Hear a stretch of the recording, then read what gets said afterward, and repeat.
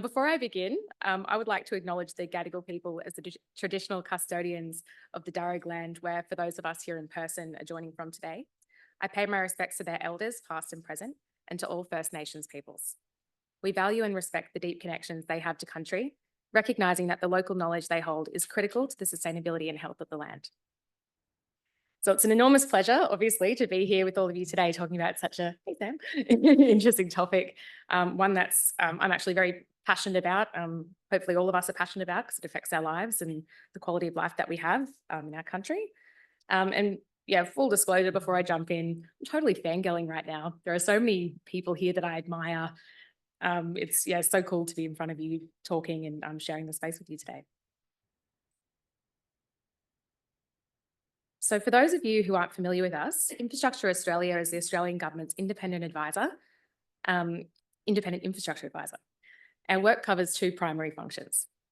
The first is project evaluation and advice. So since 2016, we've assessed over 100 projects relating to more than $220 billion of Australian government investment. Our assessments are underpinned by the Infrastructure Australia Assessment Framework, which provides best practice guidance for infrastructure project development. We also analyse data and conduct research to support better decision-making, planning and prioritising the infrastructure sector. So this work relates to our audits, plans and our flagship market capacity work. Across these two functions, our work aims to support Australia's economic, environmental and social prosperity. We have also recently had our mandate strengthened with the Infrastructure Australia Independent Review Act passing through Parliament last year. So specifically, the legislation clearly establishes Infrastructure Australia as the Australian Government's independent advisor on nationally significant infrastructure investment, planning and project prioritisation. As part of the legislative changes, there are also some significant reforms we will be making to existing parts of our work program, and we'll also see some new additions to what we do. So what do those changes look like, you ask?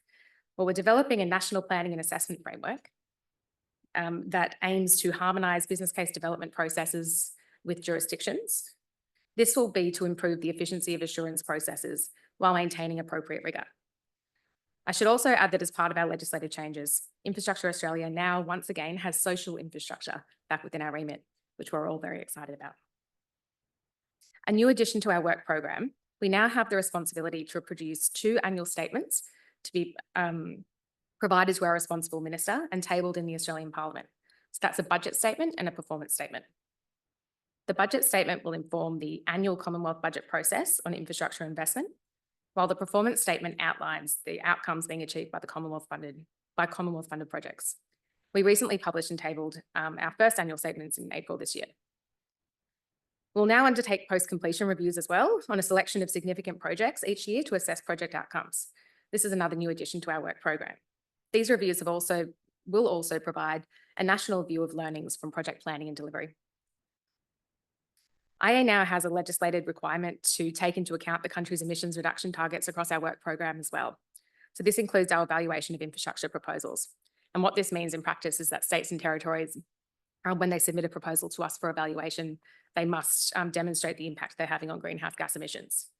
So my colleague sitting over there, Jen Jenkins, will be speaking more about this after morning tea in this room. So I highly encourage you to join that session and hear more about it. So finally, we're also reforming our infrastructure priority list, which, as some of you may be aware, has fast become my somewhat unsolicited adopted child. And for better or for worse, me and my tiny team have been tasked with this reform.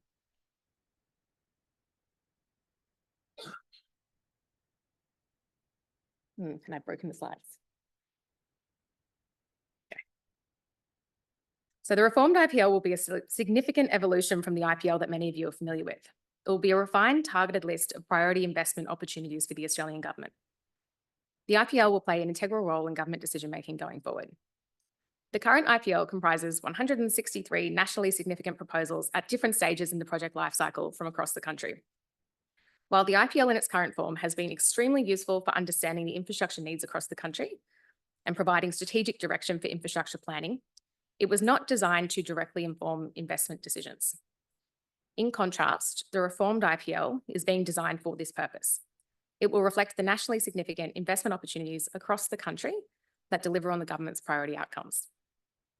This new focus and changes to the IPL process mean that the government will be much better equipped to make decisions about how funding can be allocated to maximise its return on investment, guiding government investment towards the projects that will have the most significant impact for the nation.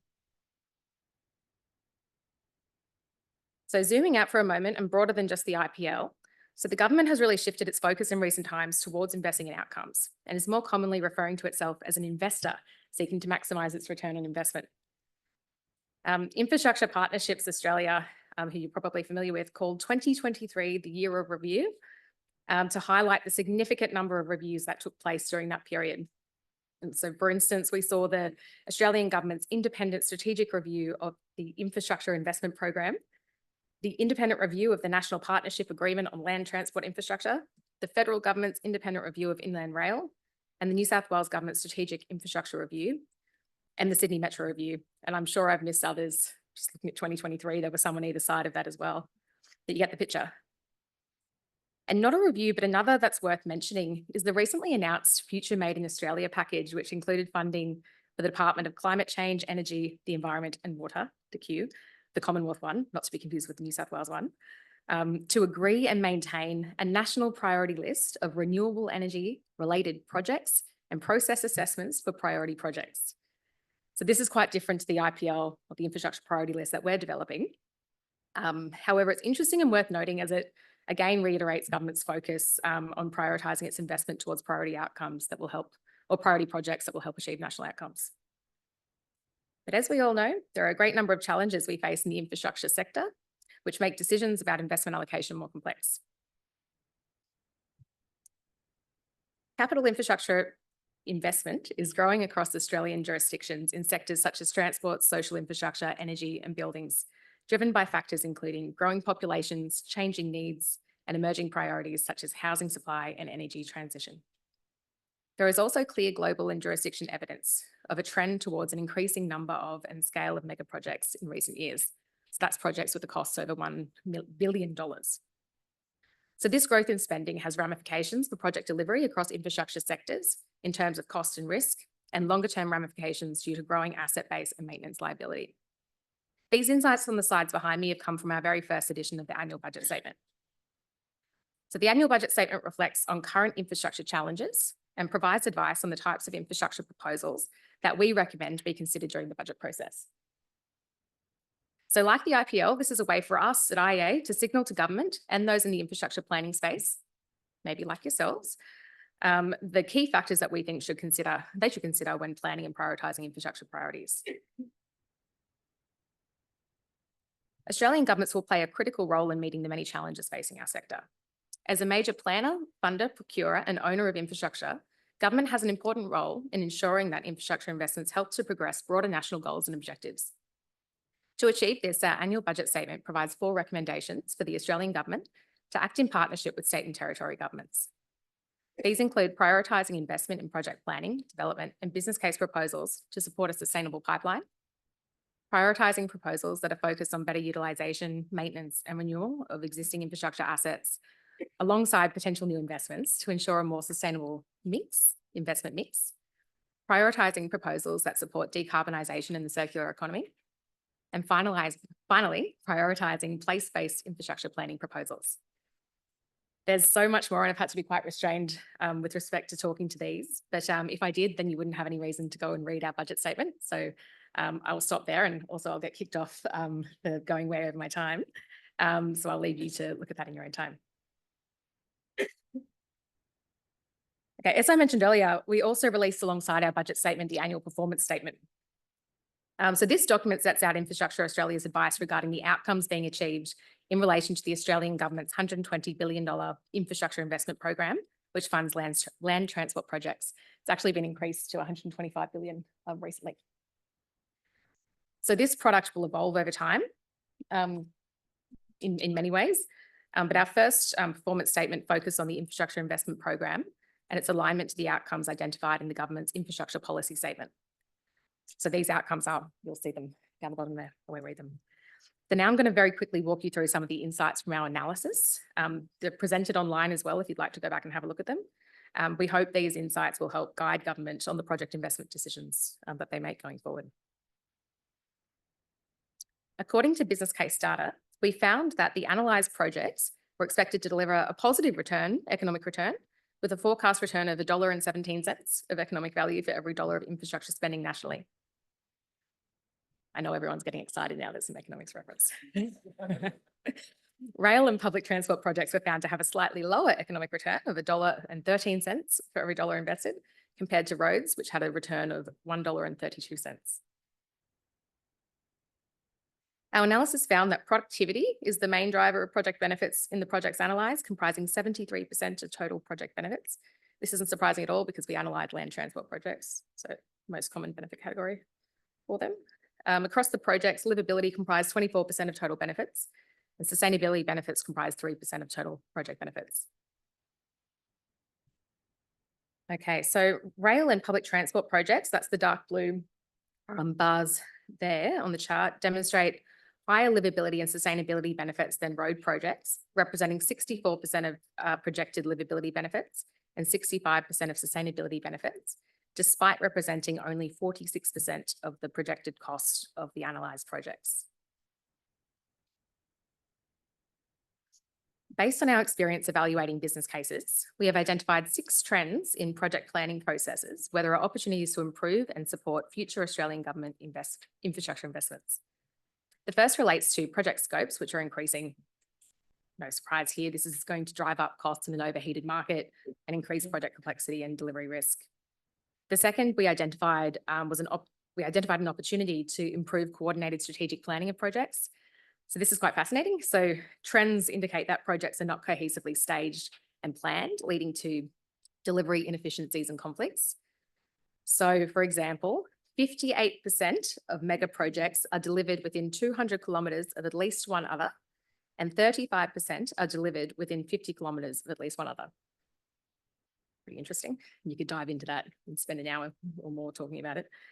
The density of nearby mega projects is likely to result in hyper-localised shortages and supply risks that require integrated planning. It's quite fascinating.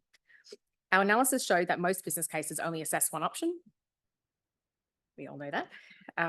We also commonly see inconsistent assessment of sustainability and resilience. So the implication of this, government's investments are not being optimised to transition to low emissions infrastructure. Disruption impacts are generally not included in business cases. It's a massive bugbear of mine. And finally, we tend to see a lack of rigour in economic analysis of business cases we receive.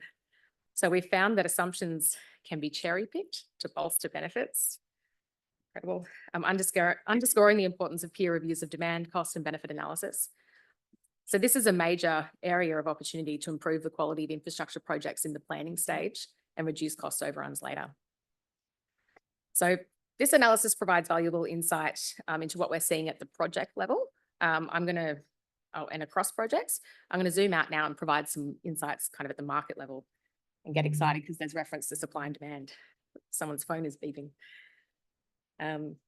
So to highlight the size of the challenge we have ahead of us in our sector and the importance of effective planning and prioritisation, I'm going to turn now quickly to the findings of our 3rd annual market capacity report released in December last year. This is a significant body of research for National Cabinet, where we have data sharing arrangements with the states and territories on their forward infrastructure pipelines, as well as leveraging data from private sector sources. We bring all the data together and put it through our model to generate an aggregated view of national demand for input resources, so across plant, labour, equipment and materials, as an evidence base for governments to proactively manage their pipelines with reference to prevailing market conditions. So this report is one of the critical pieces of research to helping us understand what is happening in the infrastructure sector.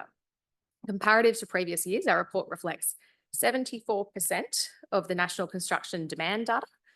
So key gaps we're looking to fill this year, or we're in the process of filling actually, are defence, mining and small-scale residential buildings. And that'll give us a more complete picture of the market. Okay, so looking at our nation's demand to build, the total 5-year infrastructure and buildings pipeline stands at $691 billion. We rate this down into 3 categories. So you've got buildings, which represent about 62%, and this is buildings over 35 million. We've got transport, which represents 30%, and utilities, which is the remaining 8%. So this graph here shows growth in energy project investment over the forward estimates. These show a 400% increase in investment in energy projects relative to the previous 4 years. with new large energy projects soon to be competing for common resources such as steel, concrete and workers to enable accelerated progress more so on Australia's renewable energy transition. Given the Australian government's energy transition agenda, this growth is to be expected. However, this means that energy projects will be competing for resources from other project types such as transport. So it's really interesting, and we'll be interested in watching this play out and frightening at the same time. Excuse me, I've got a little bit of a cold, so if I sound extra nasally today, that would explain it. So it's important to put into context the 53 billion for utilities, the utilities pipeline, which includes the energy projects. So it's significantly less than buildings and transport investment, so of 427 billion and 210 billion respectively. We are also hearing anecdotally that these energy projects are moving relatively slowly through private sector financial approval processes and dealing with significant social license issues, but that investment is expected to grow fairly rapidly. And it'll be interesting to see how the development of the National Renewable Energy Priority List might increase the rate at which they come online, as well as that's designed to help projects pass through the planning process a little bit faster. Okay, so this graph here shows the country's rolling 5-year major public infrastructure pipeline, the MPIP, as some call it. It is a subset of the broader data set I showed earlier. It's with the big infrastructure, so essentially projects over 100 million in the big states and over 50 million in the smaller states. It provides a view of committed budgets each year and the changes between years. From our 2023 report, we found the nation's 5-year major project infrastructure pipeline stands at 230 billion. The red line on the graph shows what governments projected forward in terms of demand for projects in 2022. The green line shows what actually occurred. And the dark blue line shows the revised forecast from our 2023 market capacity research. So there are 3 implications from this. The green line shows that governments are not meeting their ambitious plans for infrastructure, and our historical data shows that they haven't for at least the last 3 years. We suspect this is a result of market capacity constraints and a ceiling. When you compare the red and the blue line shows a materially lower projected forward pipeline. It is also less peaky. The demand is spread across the future years, and spending is actually higher. What this indicates, excuse me, is while there is still a high demand to build, there is a more stable outlook for the nation's major infrastructure pipeline. The peak softening will help with productively deploying resources nationally in a more sequenced fashion. Governments will need to continue actively managing their pipelines, excuse me, to make sure demand is properly managed, particularly in the face of high market capacity constraints. Okay, now turning very quickly to supply constraints in the market.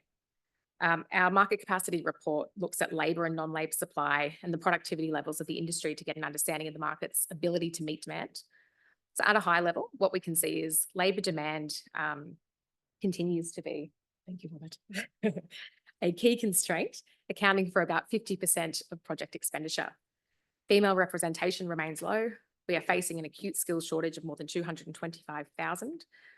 Productivity remains stagnant at 30-year lows, and we have an over-reliance on imported steel, so up 20% over the past 2 years. I'll wait for the photos to be taken. There we go. So while our market capacity report goes over the issues facing the sector, we have also focused on ways in which they can be resolved. In fact, that was a key part of this year's focus of the report. That wasn't necessarily something that came through effectively previously. We spent a significant amount of time engaging with governments to ensure that we were providing practical recommendations that either complemented or filled gaps in existing policies. In our report, we have produced or provided 14 recommendations for the Australian government to act in partnership with state and territory governments to provide the demand-supply balance and ultimately the long-term sustainability of the construction sector. So these recommendations are grouped into the 4 areas you'll see on the screen there. I won't read them out. And again, I could go into much more detail, but I'll leave it to you to go have a look at our report. Okay, so wrapping up, and it's really hard to come up with the final slide, by the way. I asked ChatGPT to produce an image for me. Would you believe this is the best I could generate? My prompting is not effective at all. So anyway, so bringing us back to the topic of this session, infrastructure investment reform, what does success look like? Taking a holistic long-term approach to infrastructure investment, moving away from a single project view to a whole of system perspective is a good place to start. Earlier, I spoke about the government's shift in focus in investing in infrastructure that maximises the outcomes it's seeking to deliver, as well as government's effort to better control and reprioritise their pipelines, as indicated by the numerous reviews we've seen over the past few years. These types of reviews and the reforms falling out of them are important for the long-term sustainability of the nation's pipeline and the sector going forward. This review and reform setting is really quite exciting because it sets the scene and somewhat normalises asking questions like, is what we're doing actually working and generating the outcomes we want? Are our scarce resources actually being allocated to the best possible use, or is there something better we should be doing with them? And this places an imperative on us to interrogate BAU, and while the iron's hot, call out issues and reform what's not working so we can plan, prioritise and deliver infrastructure that leads to equitable, long-lasting benefits for the country. And looking at today's program, it's exciting to see that all the speakers today are going to be talking about just that. So I applaud you all in advance and thank you for listening.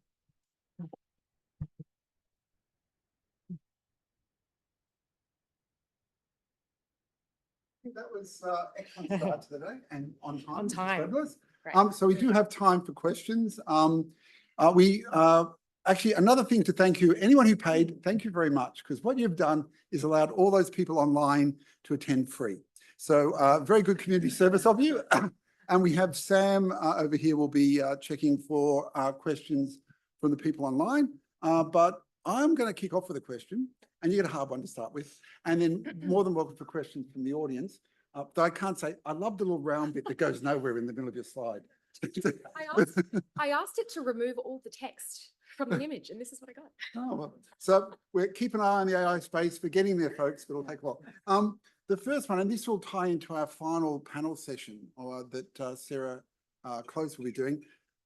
You mentioned opportunities, and there are a whole lot of things like quality of analysis. What role does transparency have in that and making, say, CBAs and business cases more available as part of the process? Yeah. Very important.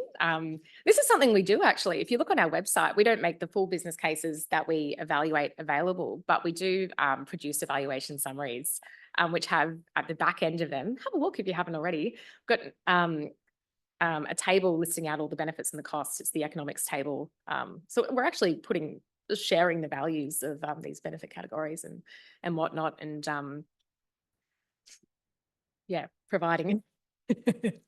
I'm looking at Jen because she's our business case lead expert. But no, I think it's really important. And I think this is where I mentioned before, one of our new pieces of work, post-completion reviews or evaluations is a new function that we'll have. And that's all about, it's not about scrutinising one individual project. It's about taking the learnings from that project and sharing them with people so that can inform the next project that's coming through. And of course, you can't do that unless you're sharing those learnings with people. And how do you share outside of a jurisdiction or even an agency within a jurisdiction? It's extremely difficult. So it's about changing or shifting the culture, I suppose. Yeah. On behalf of those people who'd like to pull apart spreadsheets, like some of it, but yes, question over the back.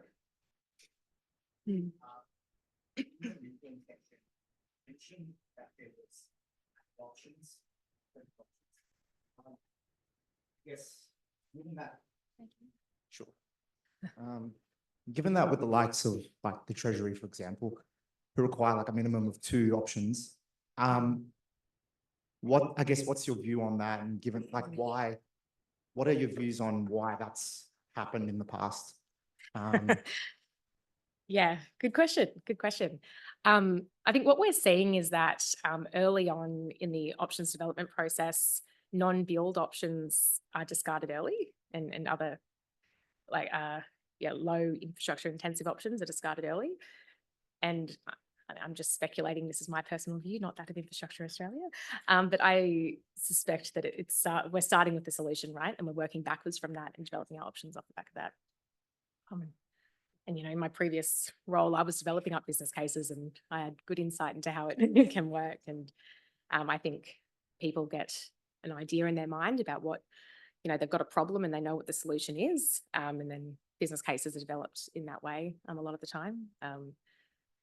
Yeah, how do we mitigate that? So we're trying to get more involved in, you know, at the beginning of the process as opposed to at the end of the process. If we see a final business case where that options development has already occurred, what influence can we actually have meaningfully? Whereas if we get in there early, at the start of the strategic business case development process, or even earlier from project inception, and just keep up to speed with what's going on and help guide and shape. Because also, if you're asking, you've got to put your pragmatic hat on as well. If you're asking someone to redevelop their, you know, strategic business case at the end of that process, or when they're already at final business case, there's no resources available to do that. No one's going to do that. So it's being pragmatic and recognizing that and trying to influence it earlier in the process.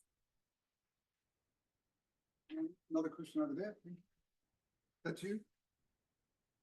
Oh, That's right. I can just speak loud. Hi, Hello. Jason, New South Wales Treasurer. Thank you. Earlier on, you spoke about how road projects sort of had a higher return than rail projects. Is that universally true across all rail projects, or are you able to distinguish between freight and, say, passenger rail? Oh, good question. I'll have to go back and have a look at the data to check that one. But yeah, I don't have that on hand, but yeah, good question. Interrogate the data.